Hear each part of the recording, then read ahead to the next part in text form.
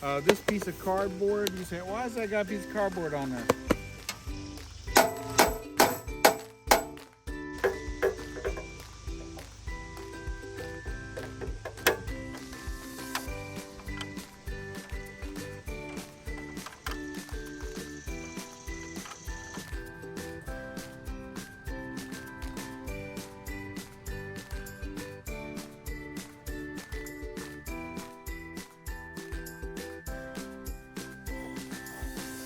I got my ground rod 8 feet out. Hey, look at my hair.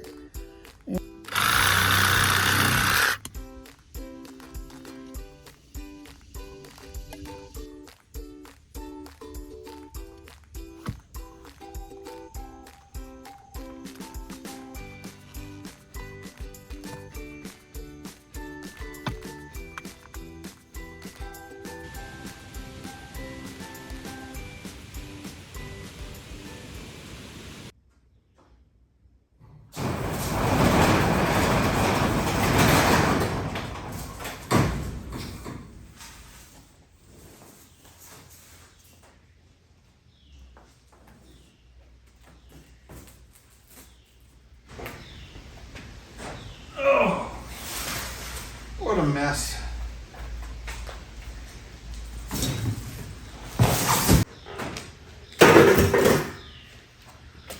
Welcome back to Fixing Things. I got a mess. I got a good video. Today, we're going to be building us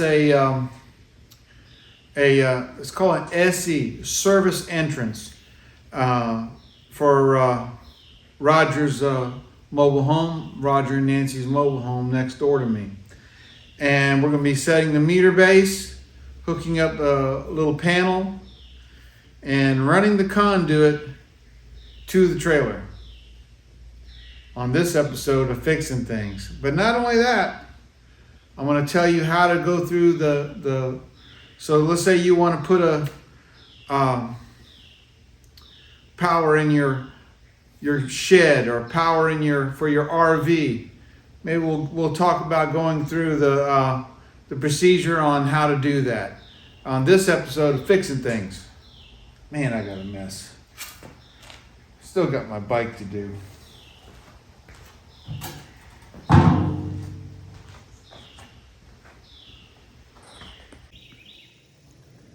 All right, so let's say you want to you want power out in your garage. You got a sea container, or let's say you got an RV and you want to put power out to it. And you're thinking, man, what is the procedure? How do I get power out there? Well, first thing you got to do is you got to get you a little power pole, and you got to get you some blueprints and stuff like that. You got to talk to the county. You got to talk to the power company. Out here, it's Dominion Electric, right? And they'll put you in the direction you need to go. So one of the first things you need to do is you got to have the ability to take the power. They're not going to deliver you power unless you have the ability to take the power. So you got to meet the codes. So let's say you wanted to put one for a sea container. Well, that's going to be, you're not going to be able to run power into the sea container and do it legally. You need to have it to where because it's a mobile unit that can be transferred to a different location. So Roger's got a sea container over there. And to get power into that legally with a pole, you would have to have it to where it was plugged in, because that is a movable object. That's like putting power in a shed and you want to have power to a little shed. So if you're going to run power to a little shed, like one of these sheds over here or something, and you want to have your own meter for it, it has to be plugged into the pole. That's the way that works. People say, oh no, that ain't how you do it. I run power. If you can run power to your house, you can do it however way you want to.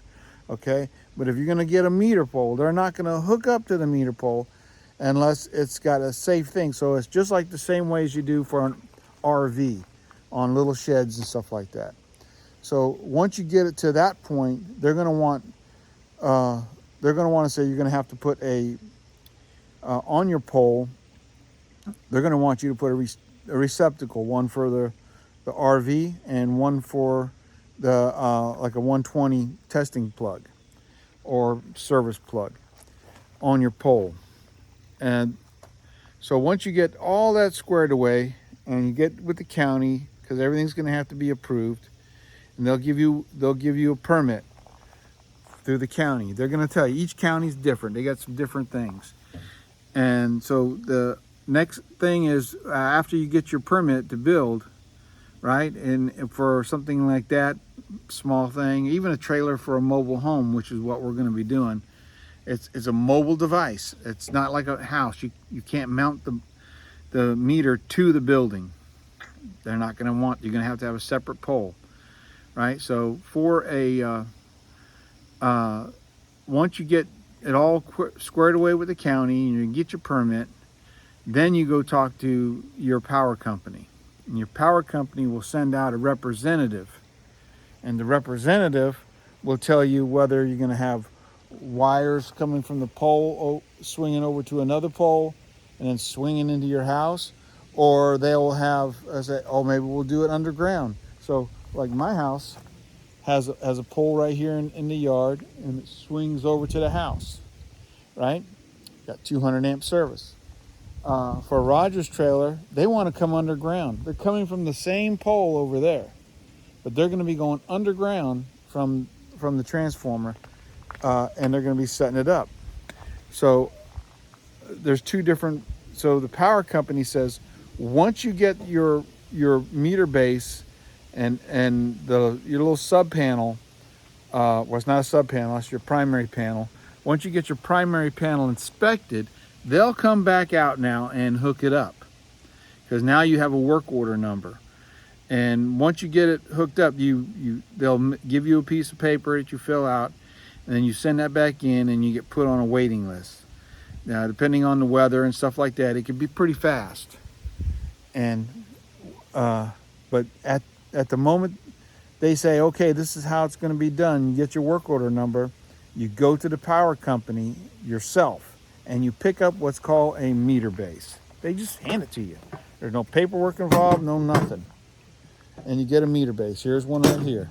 You get these things from the power company.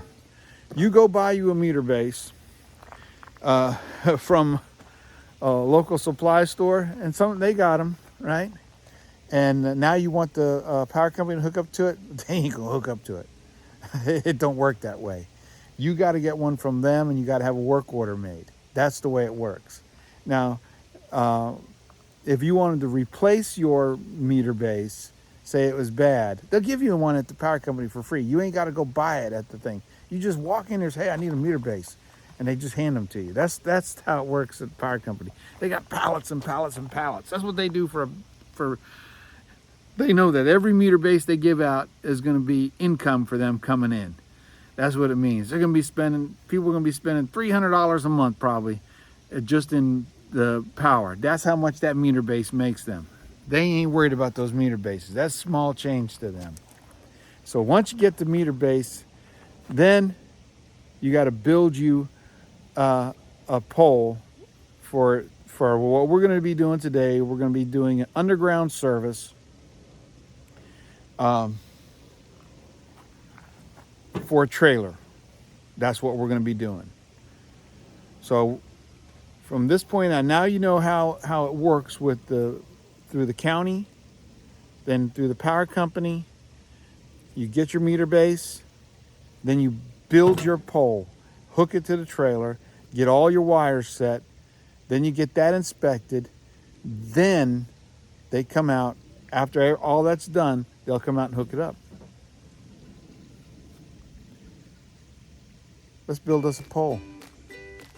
So we're going to build this one exactly the way Dominion Power here in Virginia wants their poles for underground service to a trailer. On this episode of Fixing Things. Man, it's already been 10 minutes. All right, so this is a 6x6 post. This is what they require for Dominion Electric to mount your meter on. Here's the meter, but you can't mount the meter directly to the pole. Maybe in some backwoods areas they probably wouldn't care. They want you to have a piece of unistrut. We got unistrut sitting up here. But what size pole should you use? That is the big question. So they require that it be a minimum of 36 inches in the ground or more. If you're doing a power pole, they want 20 feet above the ground, and they want 5 feet in the ground. So you'll need a 6x6 post that is about 25 feet tall. So if you're doing a power pole with the wires attached for service above ground, you need a 25-foot 6x6 post. Most supply houses don't carry that size pole, so then you need to get you a round telephone pole. Now the power company will put those in. They'll put usually a first one in for free, but a second one's gonna cost you money. So when we're getting ready to set this up, first thing you want to do is mark your 36-inch. And I'm going to go all the way to about 40. I'm going to put me a mark. That's my ground level. I want to make sure when I dig my hole that mark, maybe not 40. Yeah, 40 is good. I want that mark to be in the ground. That way I know that I have enough pole sitting in the ground to make Dominion Power happy. So the electric code, they don't care. When the inspector comes out, they don't care about this. This is not a bearing load thing. They're not going to worry about it. You put it 2 foot in the ground, they're going to be happy. But your power company wants you to have 36 inches into the ground. 36 inches. Doesn't have to be concreted. Doesn't have to be anything. In fact, they're going to be digging right next to the pole to put their wire in. And you may be digging right next to the pole too. So as long as you tamp it back and the pole's not going to be flopping over. Next thing is, this needs to be approximately 5 feet from the ground level to the center of this.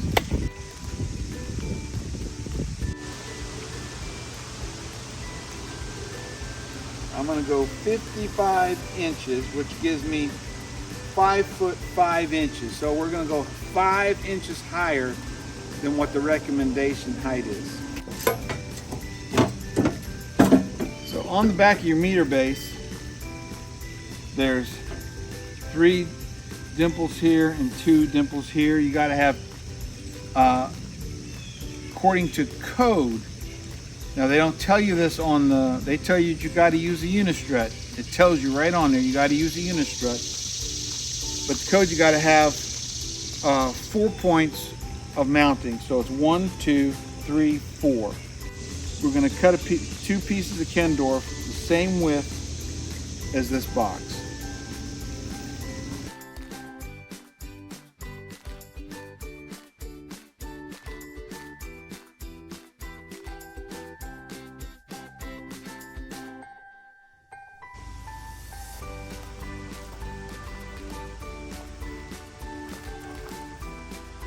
All right, we're up here at the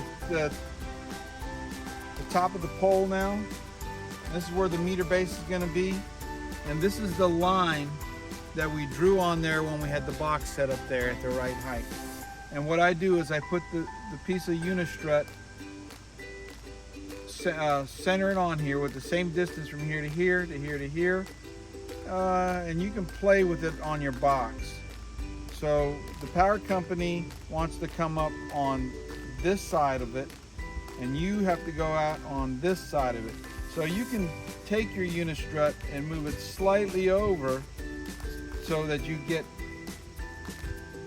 slightly off center. And so, oh, that don't look good. Yeah, but when you come out the bottom of this thing, you don't want to be having to, oh man, now I'm hitting this post with my LB. So you want to make sure you have enough over here when you mount this on here to get through. So I'll show you. On the bottom of your boxes, you have your KOs. They're going to come up on this side of the box, and you have to come out this side of the box. So you want that to be at the point where your conduit is going to be missing the post. You don't want to be gouging into the post. You don't want to make it look like crummy. Slide your fender washer in.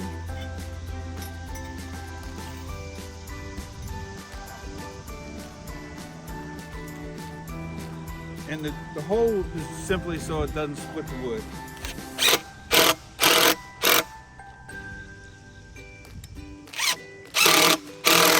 Quarter inches. They don't show that on their blue book.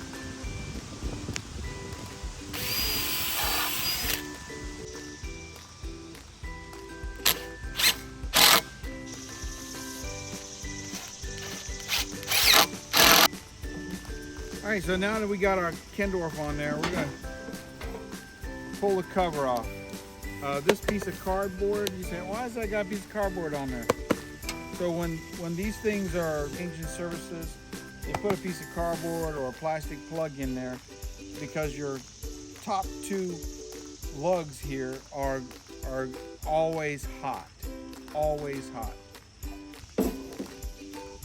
And on the back, we got the outside areas. And it's got these little dimple things, and what we're gonna do is knock those through.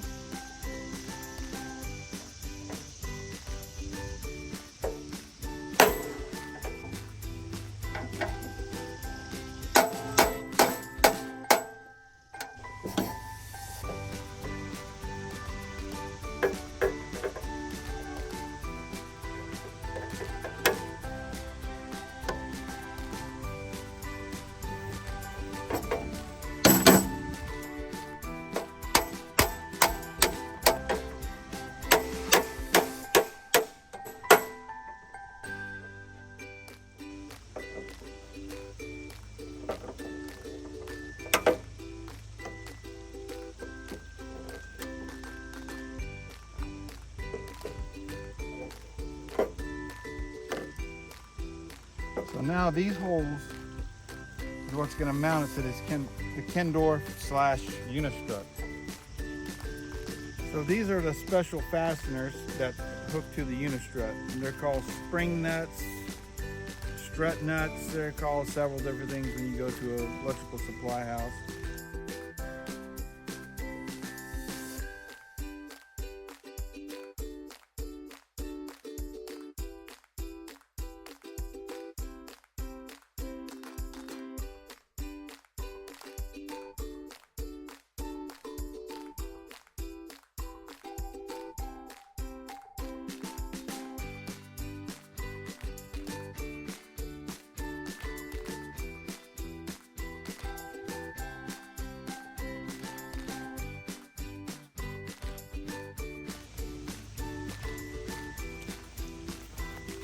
Alright, so this is my 2-inch PVC connector. This is my 2-inch lock ring. And we're going to knock out the punch out to what's called KO that matches up to the threads on your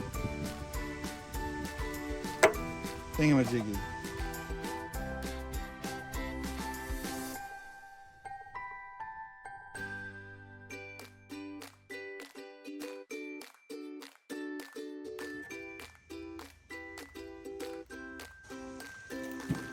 Alright, so here's our panel box that's going to be on this pole.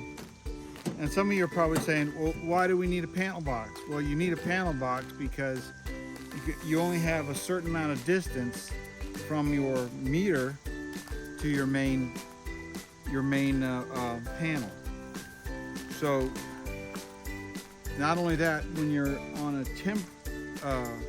a movable home or sea can or RV, you have to have a sub panel, or not a sub panel, the main panel needs to be on your pole so you can hook up to your mobile home. All right, here's the panel I selected for the mobile home. Now the mobile home has a panel already in it. Right now it's probably set up as a primary panel, but once this is attached to the pole, this will be the primary panel, and that will become the secondary or a sub panel. And the difference is that your two hots go in here and they continue out here and go into the mobile home. So on these two bus bars, but it also allows you to have a few breakers in this panel. And the reason why you do that is because let's say you have a well. Instead of trying to punch holes through all your flooring and all that stuff and in your walls that they didn't account for in your mobile home, now you just come right out and put a conduit in it and go underground and go right to wherever you're doing your thingy jang. Let's get this thing mounted to the pole. We're going to use the same procedure we did before, except we're going to try to get this pretty much center with the where the glass is on the circle on the meter base.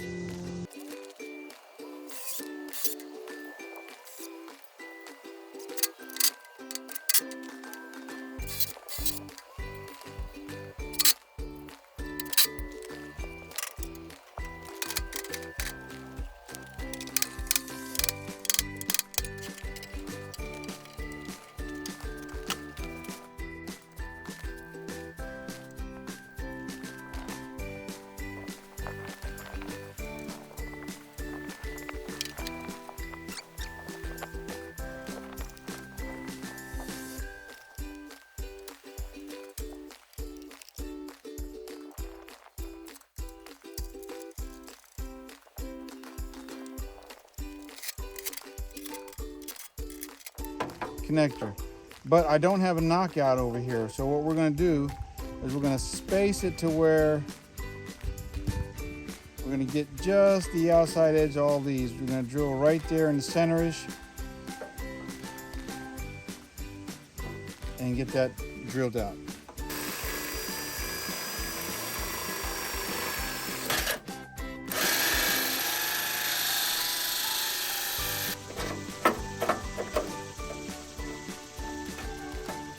We got it.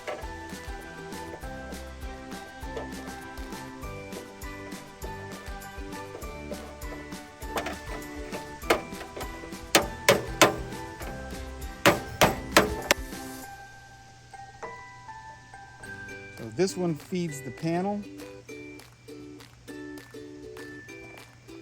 which the wires will go up and around and back in, and these two will feed the trailer.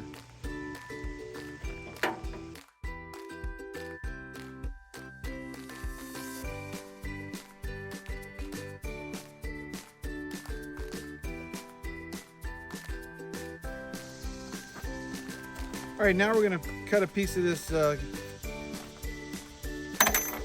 unistrut the same width as this box, slightly wider than the box. And the reason why you want it slightly wider is if you're coming out with conduit in these areas here, you may have to come out wider to get it on the strut. So we're going to come out 16 inches. The panel is only 14 1/4. We're going to come out 16 inches.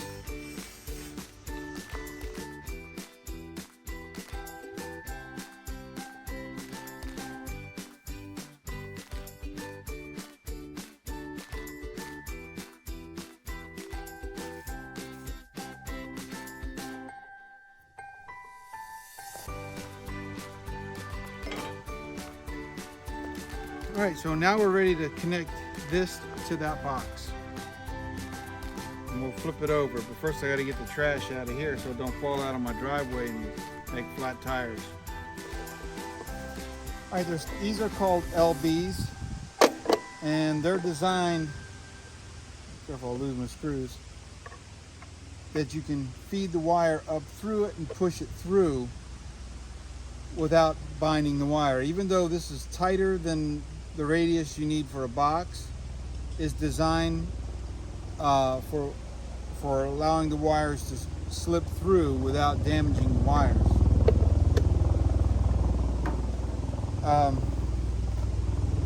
Be several ways we could do this. You can't get a radius tight enough to do this legally, and even if I was to put a 90 here and a 90 here, the 90 would be too short, and you'd never get that thick wire through there. Thank you, Mr. Helicopter. So, one of the ways we could do it would be to do it like this, which would be perfectly legal. Another way to do it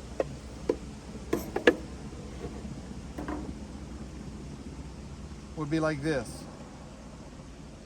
And then we'll strap it in the center. I think this is how we'll do it because it just looks better than the other way. So when we cut the 2-inch PVC, we want to make a count for the depth here and the depth here, leaving a little bit of space right here.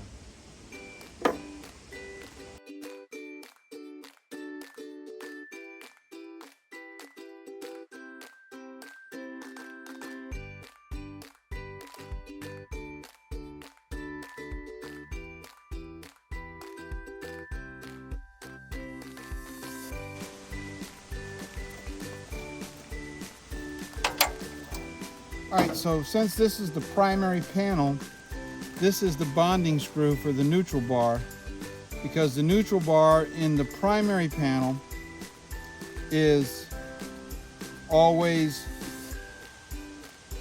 the ground, always in the primary panel.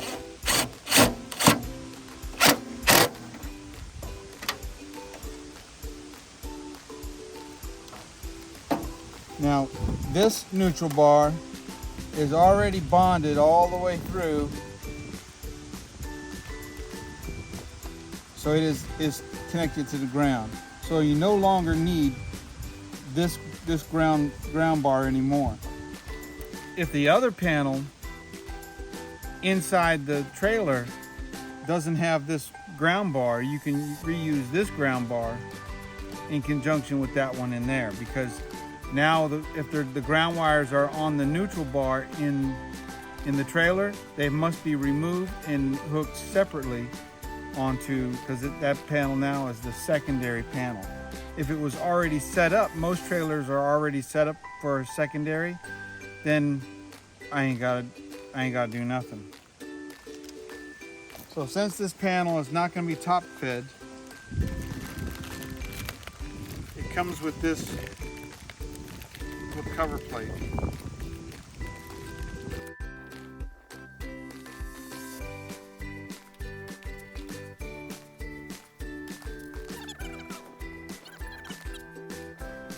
All right.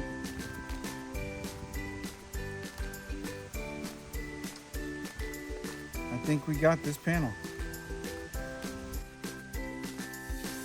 So we're going to put an outlet on this pole, and I want to put it right here, except this KO is too small for this. So what we're going to do is we're going to take a specialty bit and drill it out right here, and we're going to leave room for this because this is probably where his well pump is going to be going, 1 inch. So this is a 1/2 inch KO. This has got a 3/4 and a 1 inch on it. This is a 1/2 inch and a 3/4, so that will fit right in there. So we're going to convert this one to a 3/4 inch KO. Pushing too hard.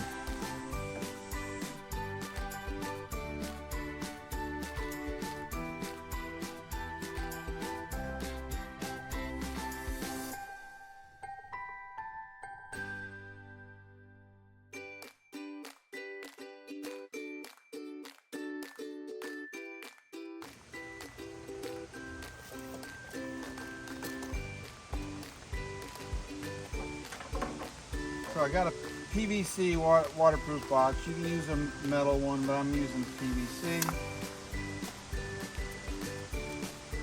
I like PVC boxes because I don't like metal boxes, because a lot of boxes make sparkages over courses of time. PVC just seems to last.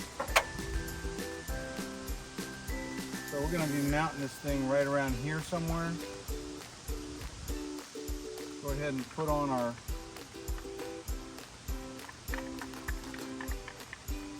three-quarter inch cup links. And you got to put some KOs in it.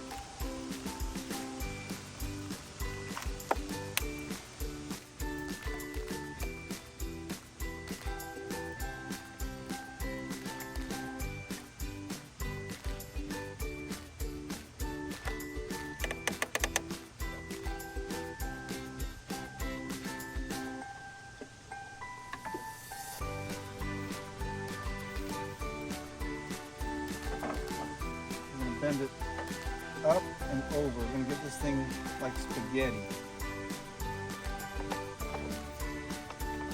using the heat gun.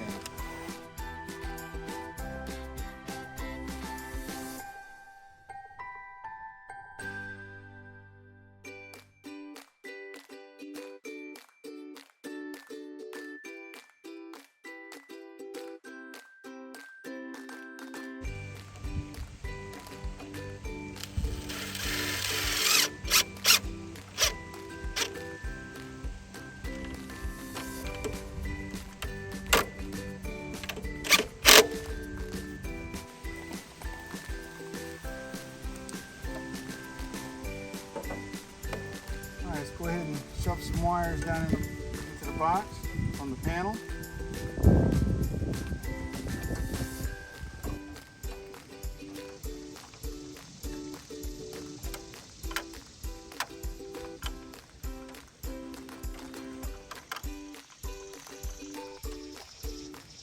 And we'll go ahead and make our connections in the box. Get our power wire out of the way.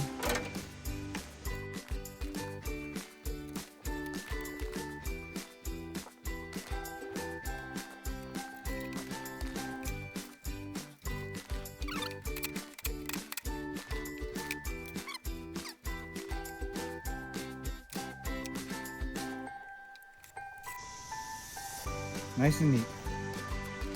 So if we were to put more in there, we'd make them nice and neat also.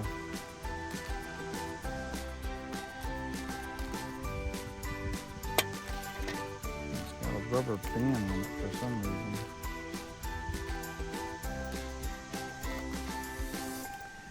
All right, part of it says load. I don't know if you can see that. You don't use the ones that says load, only the line. Use these if you're going to continue the circuit to somewhere else, and this GFCI will control it. Now, you don't have to bond this box because this box is plastic.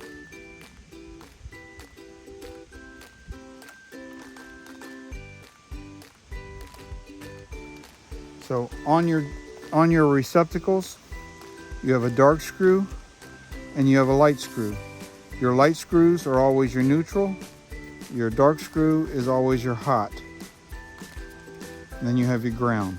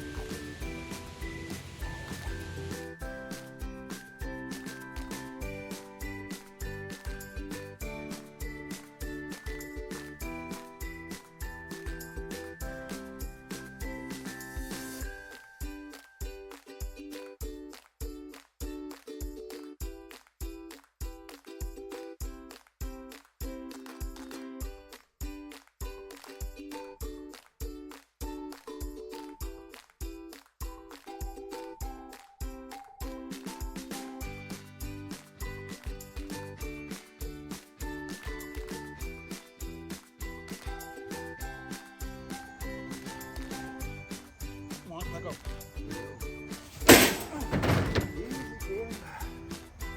Okay, he's there. He's sitting there. I didn't want nothing to hit me in the head.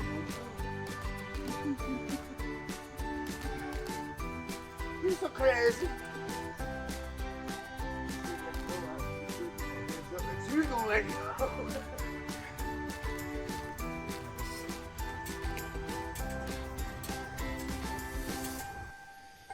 All right, it's the next day. Got dark out here. You know me, I work till dark. Get up early, work till dark. What did I get done last night? My camera went dead.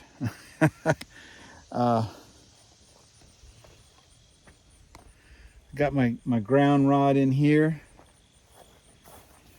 I got my ground rod 8 feet out.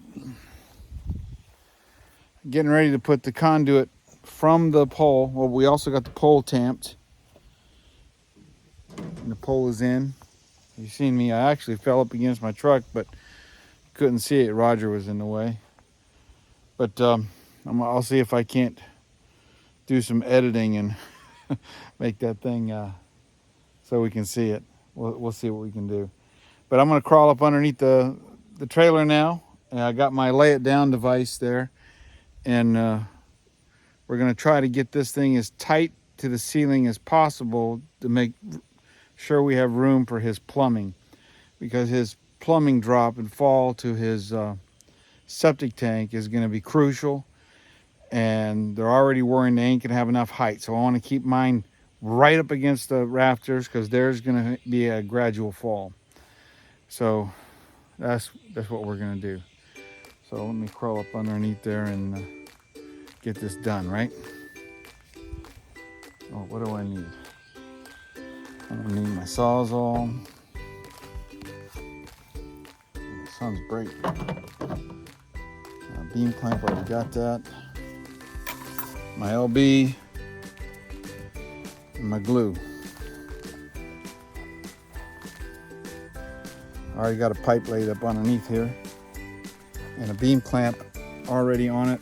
And I can't find my Kleins. So I went ahead and purchased another set of Kleins. They had all kinds of other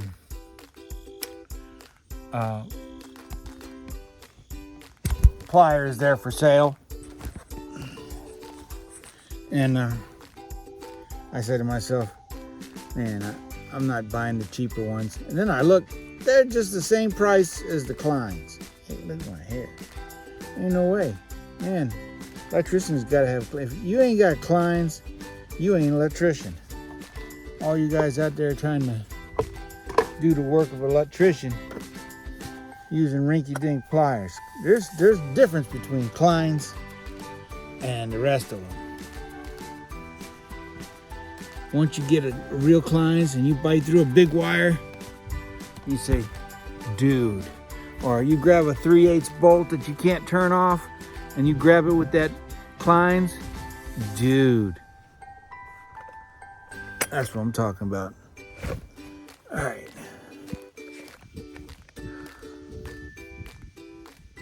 So here's my conduit. And there's the height I need to get at. I doubt if I'm gonna get it all the way there. And I'm gonna cut this thing off as close as I can get it. Run my LB sideways on it. Where's the LB at? Oh, laying on it. So the thing is to get this LB as tight as I can get it.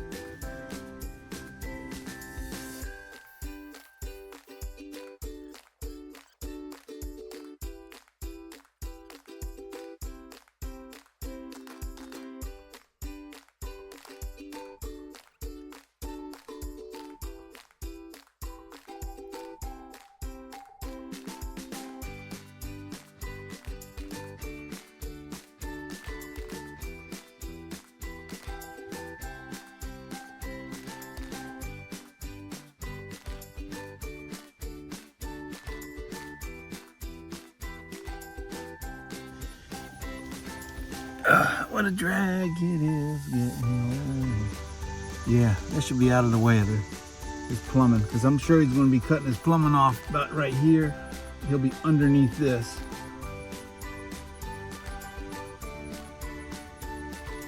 The one down there is where he's going to come out. He's got to put a T, sanitary T on that. Go from here to there. They gave him one stick of pipe and a couple fittings. Like that was gonna be good. Right. All right, let's move.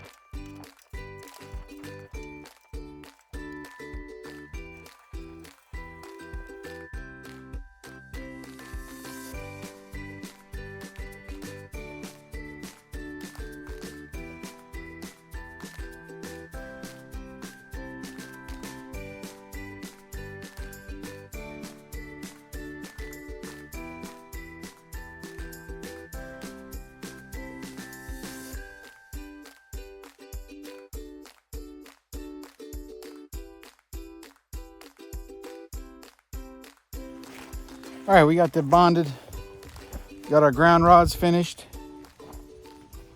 So we're coming out.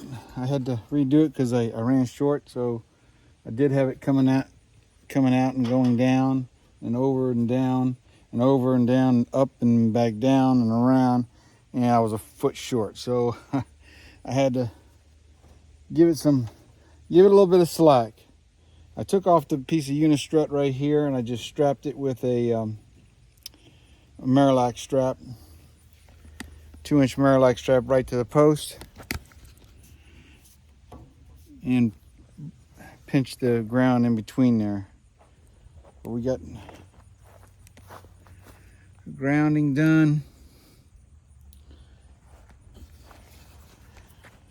Got our conduit done. Got our post done. The post height is supposed to be within 6 to 4 feet, and 6 feet is right here, so I'm well within my 6 foot. 4 foot is down here, way too short. Same thing with my main breaker. It's a little shallower on this side. Ooh, that thing's hot. That's because the sun's baking on it. But that's going to be it for this episode. Man, we got this thing done. Next week we're going to be pulling the wires in and terminate them on the inside. I would be doing more today, but I don't have a key to the trailer.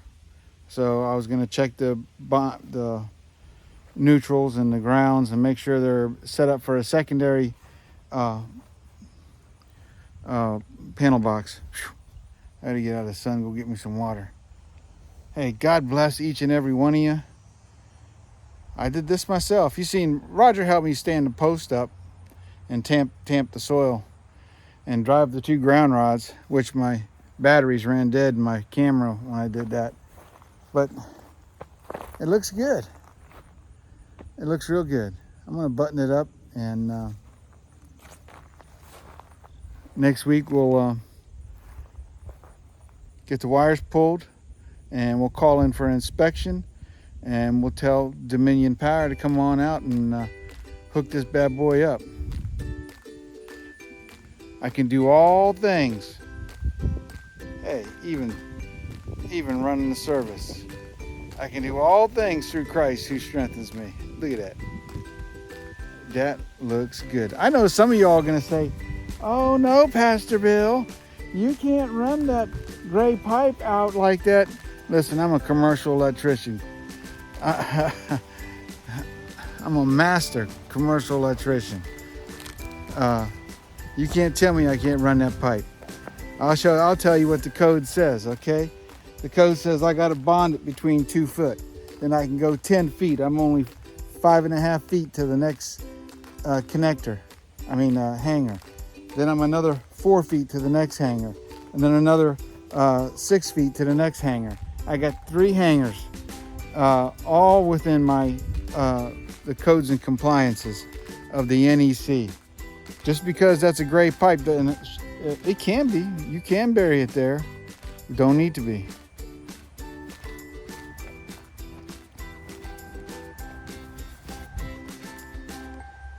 Once they get the skirting on there, nice hole, nice ring on there, dude, that thing's gonna look awesome. And if they want to argue with me, listen. I know what the code book says. Just like that one guy, he said, "Hey, you can't run that power out the back of that panel box." Yes, I could. I can't on this one because the wires are too thick. You don't have the bend radius of the wires. But when the bend radius was only those number 6 wires, then yeah, I can. But we're going to be running 250s from the meter to the input of the panel, and then 4/0 aluminum into it. We'll be putting our no locks on there. So yeah, I got some fuzzies going on there. God bless you. I'll see you next week on Fixing Things with Pastor Bill. I may start something up today. I don't know one thing. I'm going to go inside and get me some lunch and some water. Let me button this thing up and get my truck on out of here. God bless you.